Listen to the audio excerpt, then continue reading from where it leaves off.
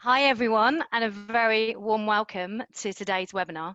I'm Gemma. If those of you who don't know me, it's one of those things where I can't see anyone, so it's slightly odd for me. But I know lots of you who are joining because you've been messaging me, telling me you're coming on board. And what I can see is lots and lots of people are joining as we speak. We've got over 100 participants, which is really exciting. And we can see Thomas there setting up his screen as well. This is where we haven't quite figured out all the tech. Thomas, if you can turn your video off just for this bit, that would be amazing. We're going to introduce you in a second.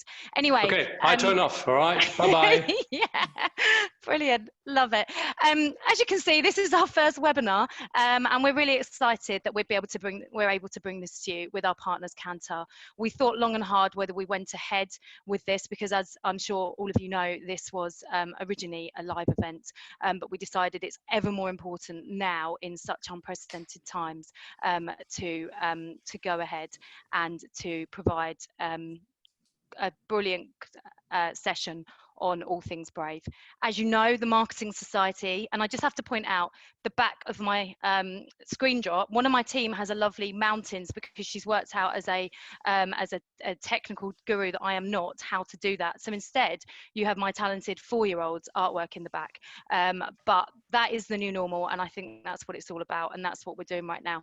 You also may see, like that video that we saw way back when a politician was on screen, a small person come into the screen. This could happen today. Apologies if it did, but he's very cute and his name's Joshy.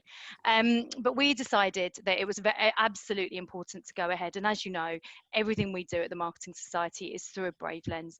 Back in 2017, we launched our Brave agenda, and it's taken us in different directions than we would have ever expected.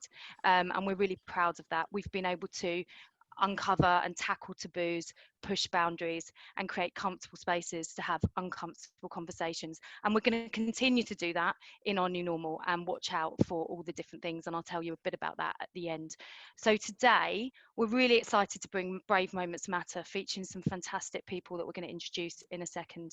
And we really did discuss whether it should go ahead, but we felt in this situation it was so important that we went ahead, but also flexed our narrative to be able to include the situation that we're in, but not entirely focus on it. And I just want to make that clear from the beginning, that as much as we're building the COVID-19 and the situation we're in into our event, it is not the key focus. The key focus is the brilliant research that we took part in with Thomas Barta, who led it for us in such a brilliant way, and you'll see him very, very soon. And in fact, you saw him a minute ago whilst he was setting his computer up, because we're still figuring out all the techie stuff.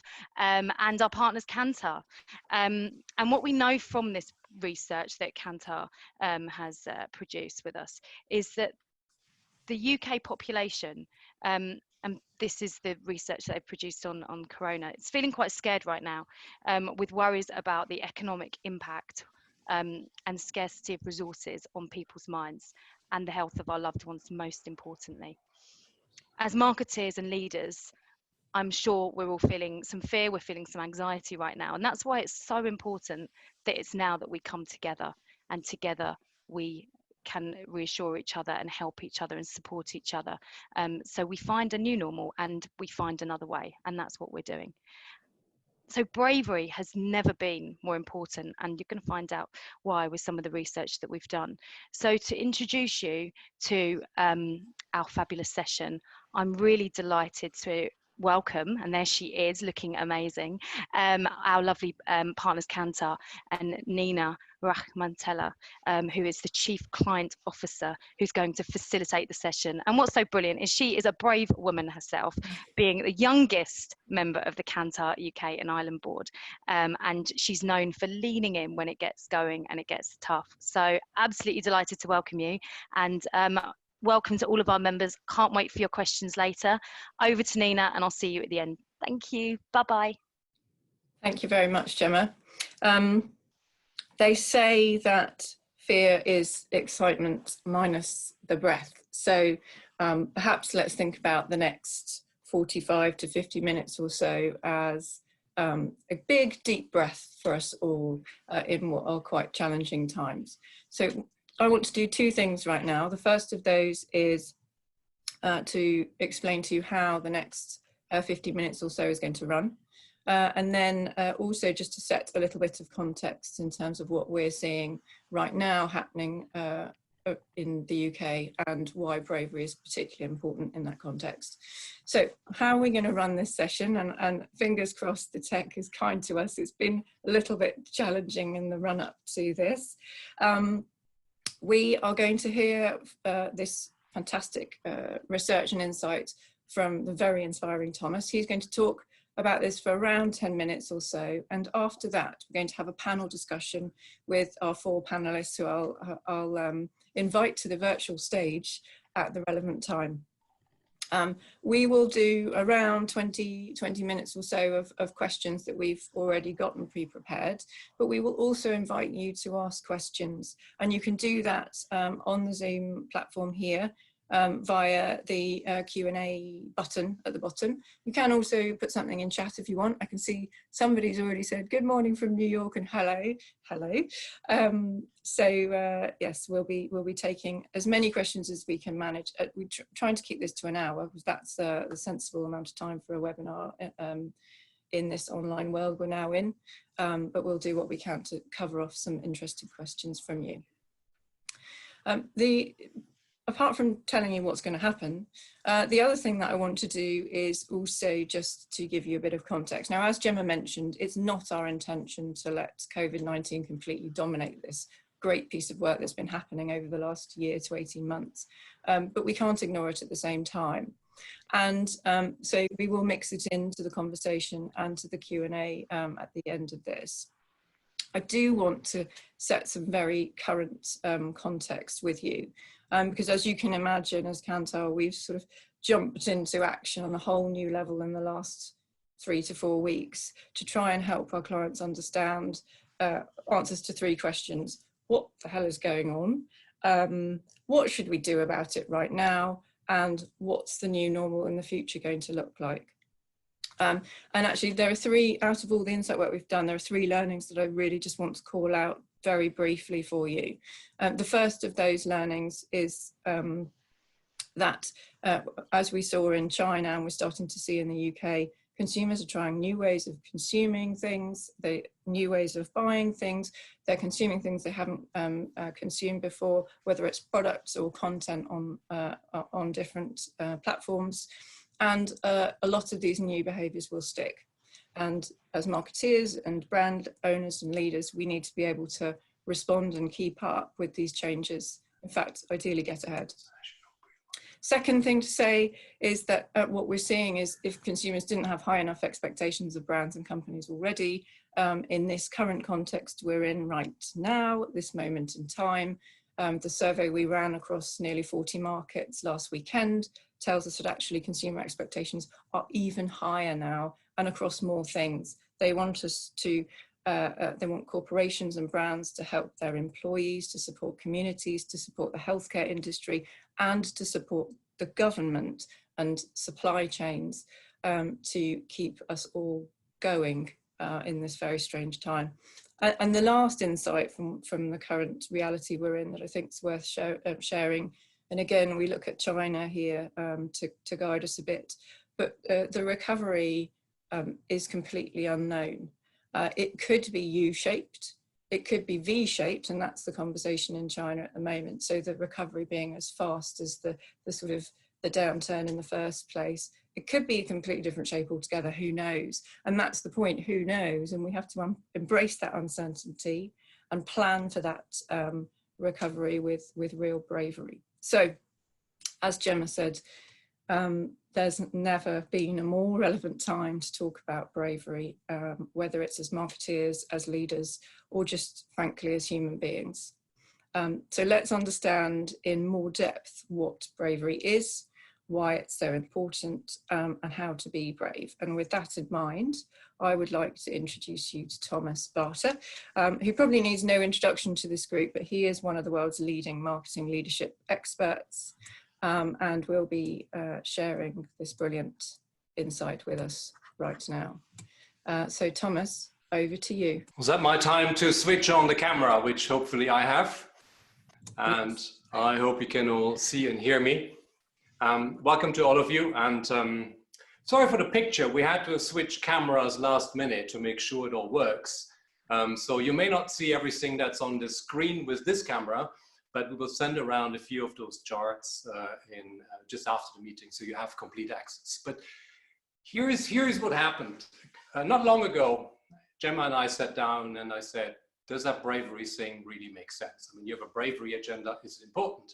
So we got into a bit of a discussion, and out came the idea to research it, to figure out if bravery actually really matters. So what we have done together with our friends at Kantar and Market Society, we've run the largest ever study on bravery in marketing. What you're probably not seeing perfectly well on this chart, but read it out, we had 1,282 people. We had people from over 62 countries, and that was a joint project we did together. The question is, what's the outcome? Does bravery actually matter? That was our real question. And I will reveal in a second on the next page in total the results. But here is the thing. Bravery was more important. In fact, it was important beyond our expectations. We thought it was important. It was really important. Let me flip this, and again, the chart I'll send you will say 50%. That's a little fat bar in the middle. 50% of business success was explained by bravery, and that is a lot. Just to tell you what the other things are, 20% that is expertise and skills and the things that you learn, schools and universities. And then we had 25%, which is this little bugger here, which is the company. So yes, there is someone you can blame if it doesn't work out. Your company may be the reason. But I know there's other 6%, but far and away, the biggest factor for success of people in business was their bravery, leadership, behaviors, and mindsets. That is really, really big. Now, we asked another question, what does it actually mean to be a brave leader? And let me again explain that what you can't probably see on this chart right now. But what it is actually moral bravery. That is to say, like when you stand up for your beliefs, when you say, look, you know, this is what I believe in, we really ought to do this, and I feel strong about it. That's moral bravery. But there's also psychological bravery, and that's like being able to face the issues and being strong enough, even if, you know, you get challenged by people, that you stick in there, that you stay there, and you push through, even if it's hard. And finally, there's speed. Sometimes being brave means not being ready completely, but just doing it anyway, just going ahead, shipping, doing something before you're absolutely sure it's the right thing to do. That can be brave too. Now, here is the question.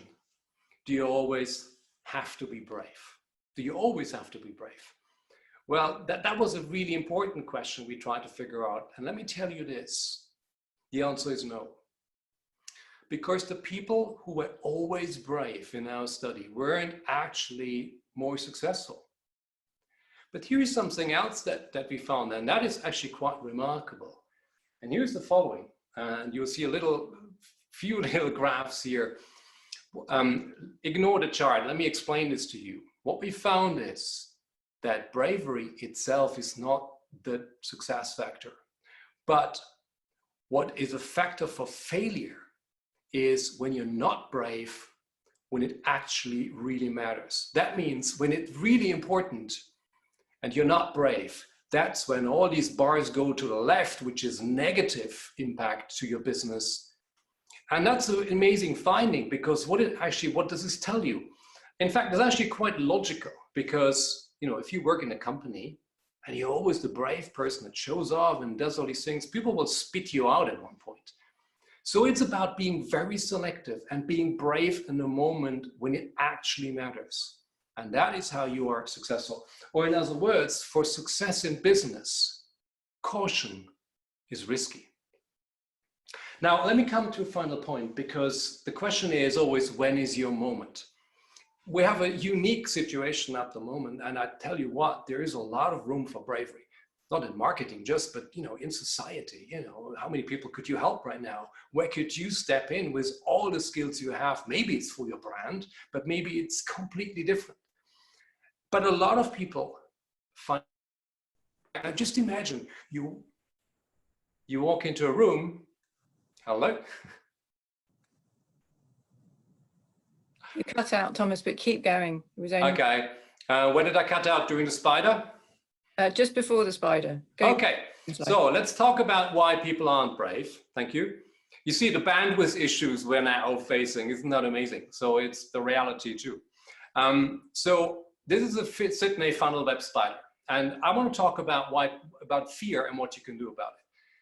This can kill a person in just a couple of hours. It's really dangerous. So if you have a spider like this in a room, you walk in, you open the door, you see the spider. And what would you do? Would you just go forward and have a look? Or would you just go back and run to safety? It's a question. Now, same room, and what you can't see here, like I show you this now on the screen here, on the small one, this is a little baby. And the baby is just under the spider. Now, what would you do now? Run for safety and go in there and grab the baby. Bravery is purpose minus fear.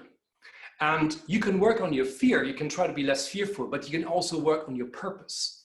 And that is the time, currently is the time we can actually do this. This is the time we can have purpose. This is the time we can step up and think, here's something I truly believe in. Here is how I want to help. That's why this is actually a great time for people who want to be brave. So does bravery matter? It absolutely does. And it confirms the agenda, both of the marketing society, but also what a lot of brave people have told us, that it's important to be brave when it matters. So with this, I want to hand back. Thank you very much, Thomas, and well done without your slides in particular. We didn't notice. So what I'd like to do now is take us over to our panelists and start a conversation about what we think about that, and in particular take this to, well, what does it mean for us? Is it, what can we do differently, and find some practical ways to think about being brave and helping others to be brave too. Now, a little tip: if you're not already looking at the gallery mode, you can, at the top of your Zoom screen, select gallery view, which would enable you to see all of the panelists, which I'm going to introduce in a second. Here we go, thank you very much. And panelists, will you please turn on your videos? So here we go, quick introductions, because we haven't got much time, and I think we know some of these people very, very well indeed. First of all, a lady who needs no introduction, but I'd be very pleased to be here with Syl Saller, who is the Chief Marketing Officer at Diageo and also the President of the Marketing Society. Welcome, Syl. We also have David Erixon, who is the CMO of Bow. Now, Bow is a new breed of financial institution. RBS's Greenfield Digital Bank. So thank you very much, David, for joining us. Jane Bloomfield's also with us. She is my colleague and the Chief Growth Officer at Kanta in the UK and Ireland. Welcome, Jane. And Thomas, hopefully, if his tech stays with us, will also be joining. There he is, I can see him smiling away. Will also be joining us for the panel part of the discussion. So everybody, if you could just make sure you have your videos on, that would be great. What I'm going to do is kick us off with one question. I'm going to mix this up. We're going to have some questions that will go to all the panelists, and we're going to have some questions that are just designed for specifics here. So let's start with one question to all of you that will give us an idea of your philosophy on brave, which is, how do you each instill and encourage bravery in your leadership team and throughout the organisation? And Syl, I'm going to ask you to kick us off. Sure, thanks, Nina. Hi, everybody. You know, there's a time that you know that you're self-rationalizing, but I was really, really happy to hear Thomas's research, because it happened to validate my own personal approach to bravery, which is that we must pick our issues. This idea of we have to be brave all the time, and especially in the traditional masculine definition of bravery as strength, was one that I just didn't make sense to me, because I do think we have to pick our issues. And that's the way my brain works, right? I go, worth taking on, not taking on. And the way I talk to my team about this and try to inspire people about this is to encourage people to pick their moments. And when they pick their moments, to make sure that they are really listening hard to the other point of view. Because it's not about being brave and just forcing your ideas through. What I'm always looking for is the third way. And the third way, not my way, your way, is the way that will best lead to the outcome for the company or the brand or people. And when you lead from that kind of outcome, I think it really engenders trust. And trust is one of the key elements in inspiring people to be brave and taking bold decisions. And then the other thing that I use a lot when I talk to people and encourage bravery is this idea to realize that a lot of the fears are in our heads. It's not actually what's at risk, but it's fear of how you'll be seen or maybe making a mistake. Often people just go, I might lose millions. Well, you probably won't. And I think the current crisis we're in actually demonstrates that those risks are all a matter of perspective. The things that we were worried about a month ago are nowhere near what we're thinking about today. And as I've been the ever optimist, trying to look for any bright spots in what we're going through, one of them is, I know that we will all learn how to lead better in a time of crisis. Get a perspective on what really matters. And I wish we didn't have to learn this just now, but it's an extreme test of our leadership and our compassion for each other. And I see us all stepping in to that space. Thank you, Syl. And actually, you just referenced many great things, but gender in particular. Somebody's raised a fantastic question on gender, which I'm going to come back to in a little bit. But David, tell us your view on how you instill and encourage bravery in your teams and your organisation. Well, I think it's impossible to talk about bravery without talking about risk profile. And whether you're talking about the risk profile of the culture, so the business that you're in, or whether you're talking about your own personal risk profile. And we like to think that leaders in businesses inspire us to go out and be brave and try new things and do things in different ways and be purposeful and all of that. But in reality, what I found, particularly in very, I'm in a bank, which is risk averse by definition, right? And as you go through and move towards the upper echelons of that business, you move through the hierarchy, you basically get promoted for not having, taken risks. So I think a lot of what's happening is that we got leaders of businesses with a much lower risk profile.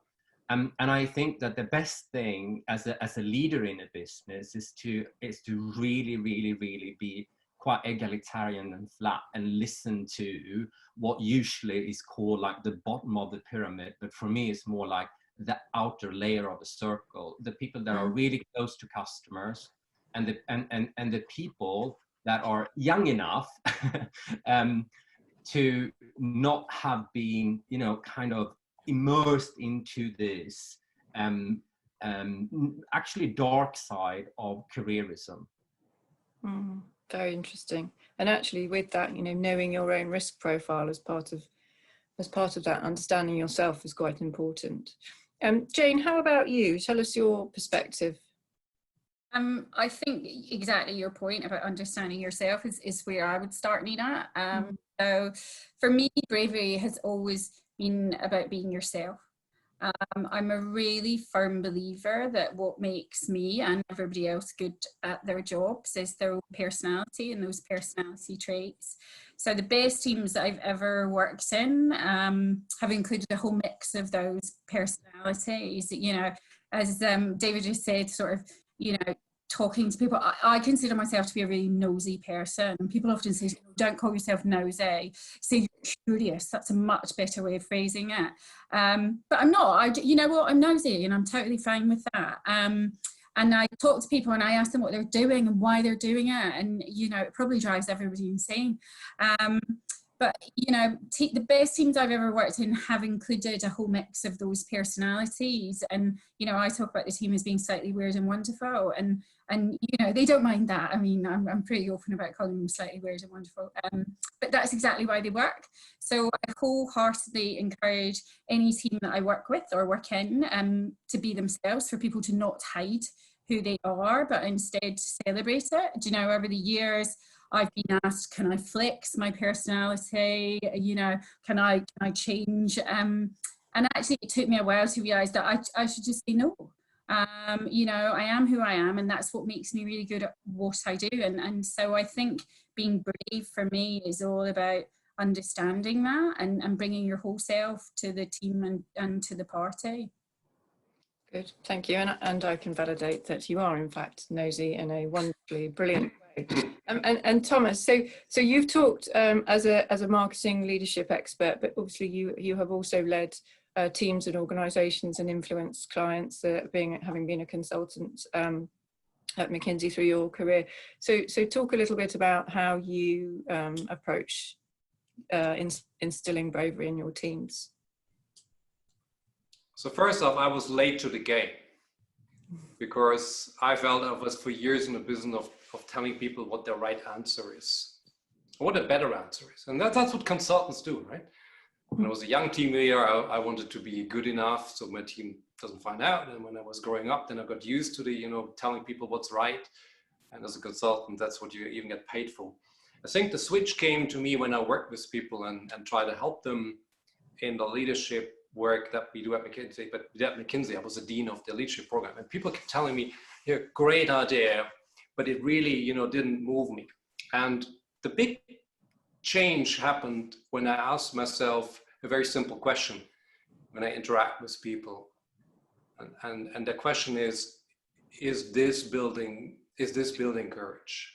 You know, am I just trying to help someone with a better answer than they have, or am I helping someone to feel better, to be courageous, to be not necessarily braver, but confident? You know? Am I building confidence? And when I ask myself that question, am I building confidence? Am I building courage? I think the whole conversation flips, and I think that has been most effective. So, but I got to get into the mode. I got to tell myself, you know, what I want to do now is build courage, and then I become aware. So it's work in progress. That's interesting, actually, because that's about self-awareness, which again comes back to the authenticity, but also this knowing your risk profile and finding a third way through things. So you've built on each other very nicely there, I think. Just like to now I've got a specific question here for you, Syl, which is, what have you done in your career that you consider brave?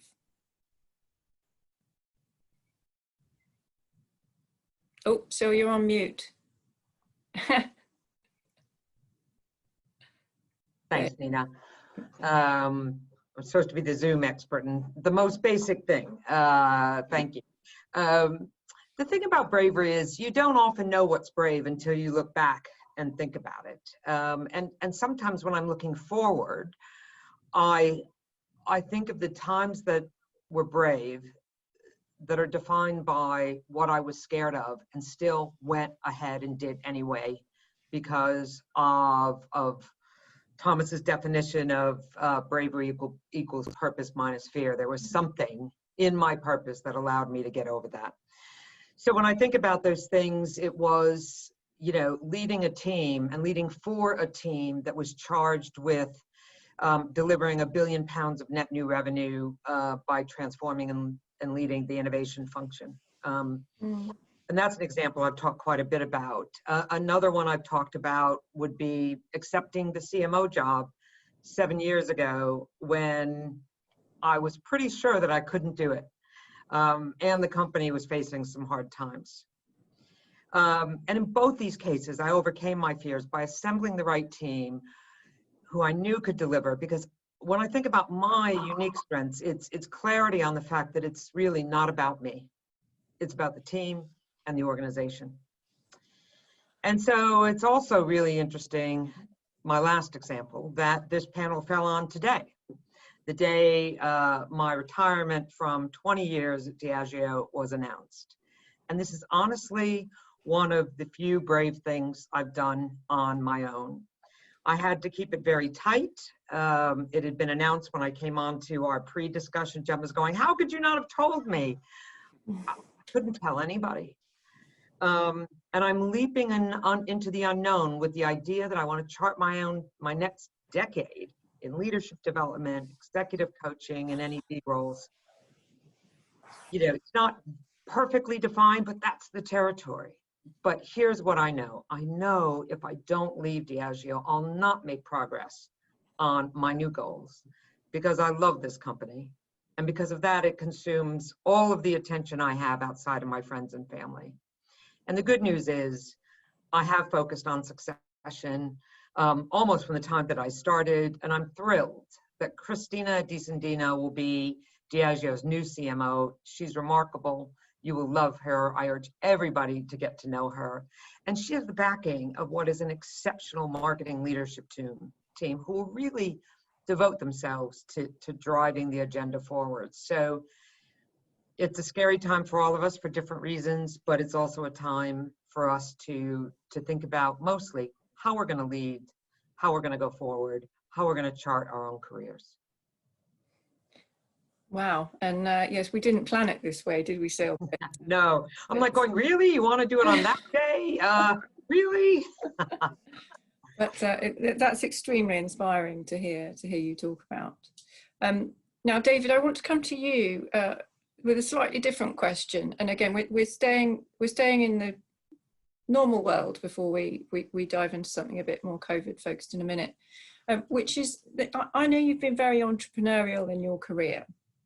I know also that you've got a bit of a point of view on entrepreneurs and what we can learn with them from them when it comes to being brave. Could you tell us a little bit about that? Yeah, I mean, I obviously have a very entrepreneurial background, started and built, scaled, sold a number of businesses. And you know, I keep hearing from people that, David, you're so brave. And I think that there's a huge misconceptions around entrepreneurs that they are particularly brave, because I am, and actually it's just not my opinion. I think that a lot of research and entrepreneurship supports this as well. What really good entrepreneurs do incredibly well and better than most other is managing risk. Okay. So my point is that being brave is not about being stupid. It's not about jumping out of an airplane without having done your research and training and put the right equipment on and actually learn what you set out to do. What really bravery is about minimizing the risk that you know, and that's why entrepreneurs are so good at little prototypes, doing small things, trying out stuff with a few customers, then you learn from that and you build. And actually that whole approach, which is referred to as entrepreneurial, is just very, very clever risk management. And if I were to kind of take that into my world, which is marketing, I think, and this is really old school, and I'm going to sound really old school now, but this is about knowing your customer. Because I think a lot about when we talk about bravery in marketing, it's because we are all so afraid of pissing anyone off, right? So we end up creating stuff that is just wallpaper and done for no one, right? And there's a wonderful German expression, I loosely translate it, but it's, you know, you can't be a virgin for everyone, right? So now I think that when you really know who your customer is and you really go under the skin, gets them, know what makes them tick, know what pisses them off, you have somewhere where you can start really be purposeful from. Also knowing that it might piss off some people, but it's not going to be the people that you're there to serve. So for me, the kind of the risk aspect of this being really customer centric, lead with great insight, lead with research and all of that. That would be my my take. Yeah, yep, I fully agree. So okay, so before we, I've got a question connected to COVID, but before we go into that, there's actually this fantastic question that's come from somebody online that I want to ask first, because it's before we get into the COVID stuff. And actually, Thomas, I think I'll come to you first, and then I'll invite anybody else to have a input on this. But how does gender play into the ratio of brave to not brave? Is it the same double bind for women as confidence is? And by that, we mean this sort of tightrope we have to walk, where if we're too confident, we may be seen as arrogant, and if we're not confident enough, we may be seen as weak, which I'm sure you've heard before. So what's your view on gender, Thomas? Tell us. Any learnings specific to gender? So let's start with the research. The good news is gender is not a factor. So can't blame your parents. Sorry for that. You have to start somewhere else. Of course, there are differences in how we do this. And my most simple way of explaining this is this way. If you think about it, if you want to be brave, you could either have less fear, and maybe some of the men are good at this, right? You know, so we'll be fine, you know, the typical thing. Or you can have more purpose, which helps you overcome that. And that to me gives you two things to play with. And I think it's not so much about gender per se. I think the question is, what is your equation? And if you've seen all the brave women that exist in the world, I don't think that gender should be in the way of any bravery. Maybe you use a different tool. So think about it, your purpose and fear, and you can play with both. So if you're fearful, just up your purpose. I can see all my panelists have come off mute suddenly. So Syl, go on. Yeah, I think there's a lot to think about here. I think there is a lot of hidden bias in the world that operates on many levels, and you have to be conscious of that. You know, for me in particular, I know that whether I'm a man or a woman, I'm loud, I'm forward, I'm direct, and that's not going to work a lot of the time. And I try to soften that by authentically being myself, showing my vulnerability, and many of the things that Jane talked about. But I think it extends to the idea of different styles. So there are many men who have a less traditionally masculine style. And this stereotypical definition of brave is one that we have to get away from, and stop thinking about the style and look at the action and the outcomes that the action produce. And general real inclusivity of all people and all styles, and thinking about who's making a difference and why, I think really helps to overcome any gender bias that there can be in the definition of bravery. But it takes us all to be actively thinking about what biases we may have as we're looking at what we define as brave. Interesting. And David, I can see you nodding.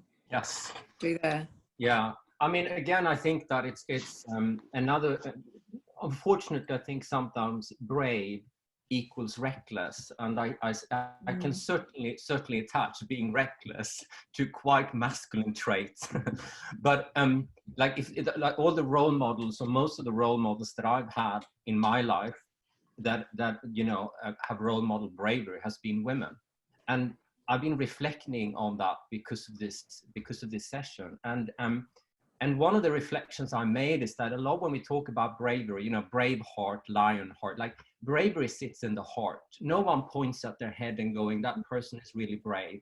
So I think that real bravery comes from a real sense of leading with your heart, which is about purpose. And it is about being in integrity and being honest and being true to what you believe in. And I mean, that's where you find courage, right? I think that lives that lives in the feelings and emotion space. And you know, someone much cleverer than I said was, you know, insights leads to thinking, but feelings leads to action. So I think that when we lead with our heart, like, we will be braver because there's an energy and a fuel coming from that space.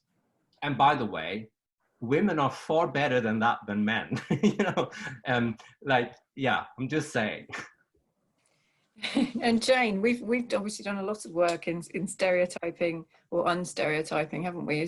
Would you add anything to that before we move on? Yeah, I mean, I think Syl touched on the internal side of our role as marketers and leaders, you know, within organisations, to say, you know, how do we encourage everybody to be brave? But I think there's an external focus as well. So, Nina, as you say, you know, we've done a huge amount of work on progressive marketing and the dangerous role of gender stereotypes within advertising and communication. So I think there's a huge responsibility for marketeers as well to think about how they're presenting brave women and brave men in their communications, and how that comes across to the broader population and consumers in general, to bust some of these stereotypes and myths, you know, kind of inside and outside of organisations. Thank you, Jane. So I'm going to move on now to one of the three big ahas that we have heard from Thomas today, which is that bravery equals purpose minus fear. And what I want to ask of each of you this time is actually, in this context, in the COVID-19 context, what's your advice for helping people to find their purpose? Maybe how have you found your purpose, or how might you think about helping others to find theirs?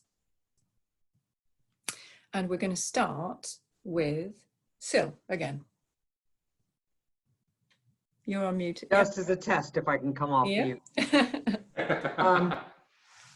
Listen, I'm navigating this almost exclusively around my purpose, which is all around people growing their leadership beyond what they can imagine, beyond their wildest dreams. And it means everything that I feel and am worried about is centered on people, their health and their livelihoods. And that's not just Diageo people, it's understanding the ripple effect that we as a very large company have in the world to society, our communities, and people. So what I'm trying to do is to not focus on things that, so I would say because of my purpose, I am on high alert, right? All systems, you know, just really raised. And I actually had to do some work. I am one of those people who clicked on those emails that we're getting, how to manage in a time of crisis. And because I realized if I can't get myself, you know, stable, focused, under control in terms of my mindset, I wasn't gonna be able to help anybody else. And that is my purpose. So I'm doing things like understanding that my attention is like a flashlight. What you put it on is going to be the only thing that you see. And when you only see the difficulty and the chaos, you know, you start to disable your brain, your access to your thinking brain, which we need, and we need our emotional brains. So my focus is on helping people lead through this individually, because everybody's circumstance is so different. We may feel tired, stuck at home, but what about those people who, you know, are my supply colleagues, for example, who are still going in, you know, to our distilleries? So I feel it's a very important time to show compassion and courage. And I think if we all do that, that is contagious. But we are all reaching out to each other now in every way possible. And I think that that's a really good thing. Thank you, Syl. David. Well, you know, we're a bank, and the reality is that this hits people directly, personally, in financially, right? Which is the livelihood of people. Now we're in a fortunate position in the way that we were really set up with a clear purpose, which was around, or is around, helping people be more financially sustainable by actually helping them do money better. So focusing on behavioral change. So, you know, we already have a purpose that, you know, is very clear and drives our organization. So for us is just actually an opportunity to really demonstrate, demonstrate purpose. I mean, ultimately you are what you do. So we can really kind of fuel what we're doing from that perspective. And this is really about, for us, focusing on people that don't have any savings or have, you know, very below £100 in savings, and reaching out to them with very, very simple steps and actions that they can take to improve their situation. Now, the thing is that what's happening in this fear and flight, you know, mode, flight or fight or flight, right, mode that we're in at the moment is that we're not our best selves. We're not necessarily can manage and deal with everything that's going on because we're somewhat overwhelmed. And what we know from all the research in managing crisis, and we want to take people from panic and fear into kind of resilience and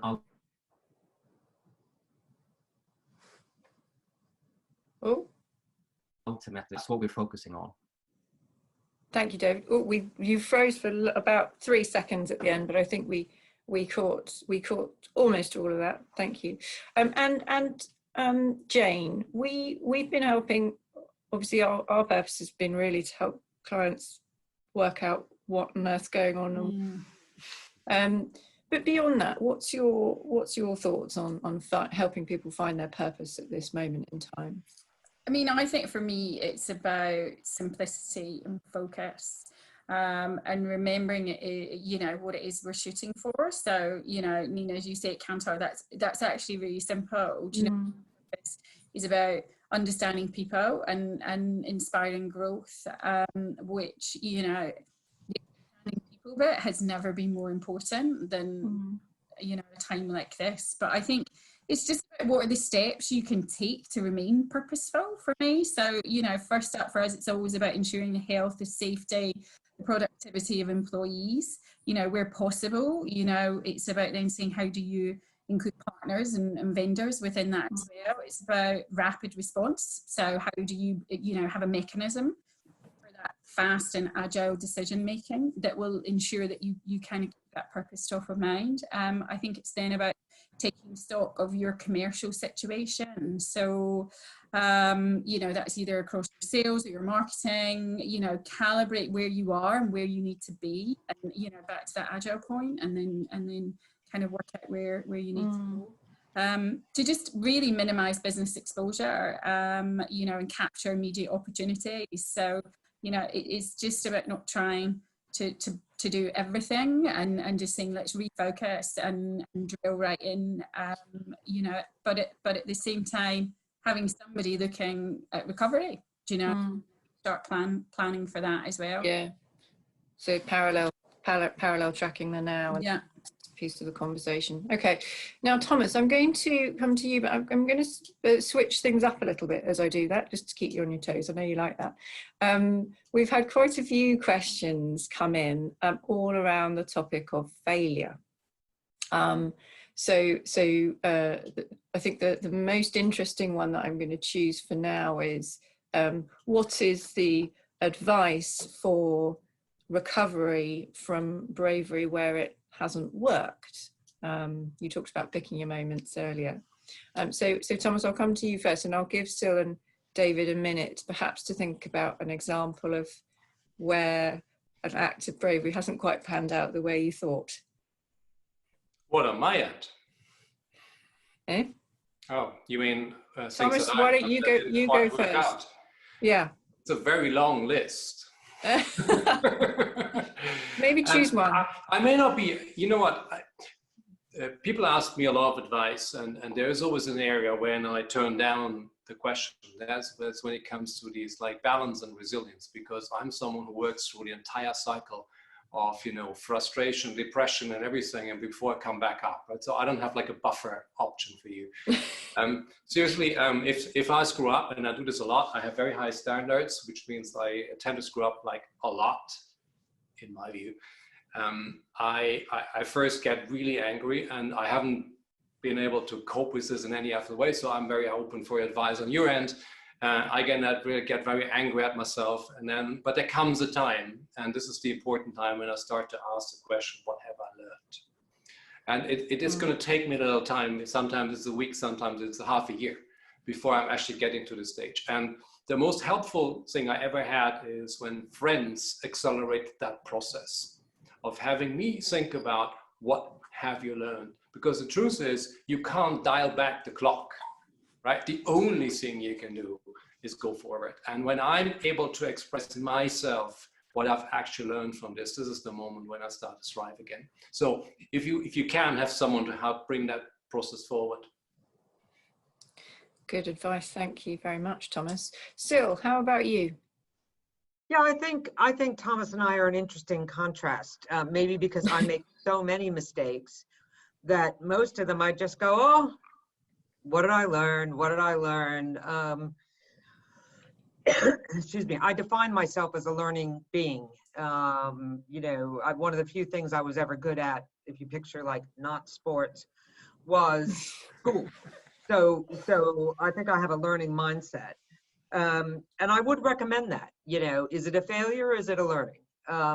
I have had some pretty significant failures, and the one I'll try to summarize quickly is one that my boss, our CEO, told this morning when he was announcing to our executive team my retirement. He said, do you all remember when a year into the leadership of the innovation agenda, we had a group forum in which everybody voted how much they believed in various elements of our strategy. And I watched the belief bars go up 80%, 70%, you know, 90%. And then they said, how much do you believe that we're going to get this innovation goal? And it was 18%. I mean, I watched that bar not climb. And that was a crisis, right? That was not time for me to actually feel mad at myself. It was time to go, what are we going to do to change that? And I think that's how we are operating now. I'm sure everybody has their own concerns, but I think everybody is also thinking about others and the larger impact this has on society, our businesses, people. And so if I go back to the point I made in the beginning, let's look for the learning in this, because it is a time to come together. And courage is courageous. I mean, courage is contagious. Contagious. It is. Nice. And David, tell us about your advice for recovery from bravery that hasn't worked. Well, I mean, so I would be in the same camp as the previous one. I'm a big fan of Carol Dweck's work on growth mindset. So you either see things as learnings, or you see things as personal failures. And by the way, it's your decision how you choose to do that, right? It's actually a personal decision on it. I mean, I certainly done stupid things. And I remember convincing my boss at the time, David Weldon, that we should invest a lot of money and be in virtual worlds, and that was a really bad idea. David is a brave man, and I'm a good salesperson. But but I'm also a banker in the way that I think about hedging bets. So I think that you need to allow yourself to try lots of stuff, knowing that some things won't work out. And as long as you do it from the right space and, with purpose, some things will not work out. And that's just how the world works. Now, I think that we're really good at analyzing cost and terrible at analyzing opportunity cost. And I think that a lot of the inefficiencies in marketing is really down to inaction as opposed to action, right? And it's just that because we're bad risk managers, I would say that, right? I mean, we're not customer centric enough. We don't do enough of our homework. We end up not doing anything. or we're not as good salespeople internally, because all brave ideas have been sold in by someone. And, you know, and I always say to my team, my role is to sell your guys' ideas, right? To make sure that right stakeholders, the senior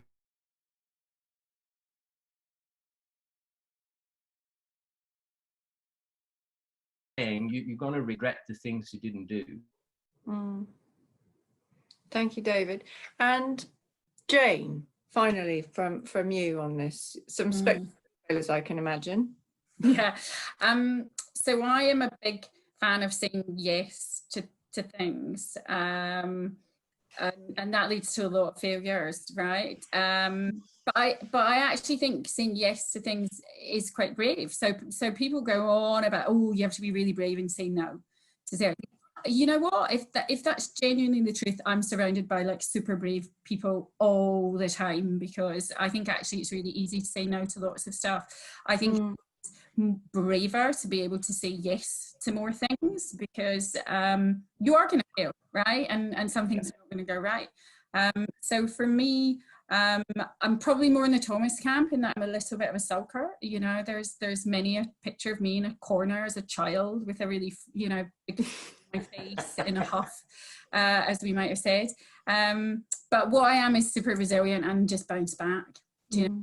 I think that's the key thing here. You know, everyone has talked about it, is learn, bounce back. And I think the more you say yes things, the more, you know, you can just go, well, it doesn't work, sorry. And, you know, own up and take responsibility. That's the other thing. If there's one thing that really bugs me is people passing the buck, or, you know, taking responsibility. I think it's fine to fail. Just, you know, go, yeah, sorry, move on and try the next day. Lovely. Good. Okay, so what I can see now is a message to tell me that it's time to do a wrap up. So I'm going to just summarize. I think I have to summarize 4 key learnings from this. I'm supposed to be doing 3, but there's at least 10, and there's 4 that I really think are profound from what I personally have found an extremely inspiring discussion. The first of those actually is to know yourself.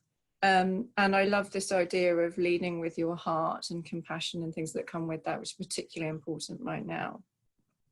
The second of those then is whilst initially it's about knowing yourself, actually then very quickly it's not about you, it's about everybody else. And I think, David, you talked about really looking to the people who are closest to customers, and on the front line, if you like, our next generation of talent to really inspire your bravery. The third learning I took from this is that actually there is a concept of managing risk. That managing risk is about really truly becoming customer centric and understanding your customers, and actually particularly right now very pertinent is understanding your people too, to make sure that we can support them as best we can.